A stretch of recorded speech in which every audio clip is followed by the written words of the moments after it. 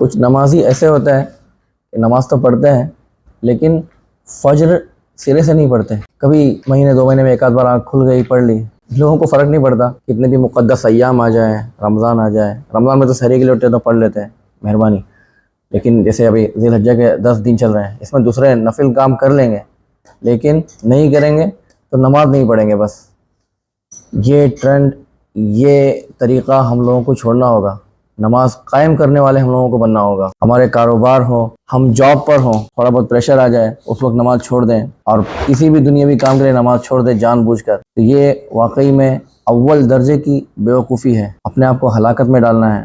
نماز چھوڑنا بڑا گناہ ہے۔ فرض نمازوں کی بات کر رہا ہوں میں، 5 وقت کی نمازیں، فرض نمازیں، فجر، ظہر، عصر، مغرب، عشاء، وتر بھی واجب ہیں۔ سنتوں کی بھی ہمیں پابندی کرنی چاہیے۔ ان مقدس ایام کا فائدہ اٹھائیں، اسی میں اپنی عادت بنائیں کہ ہم لوگ نمازوں کے پہلے کی بعد کی سنتیں بھی ادا کریں گے، اور فرض نمازیں کبھی ہماری نہیں چھوٹیں گی انشاءاللہ عز و جل۔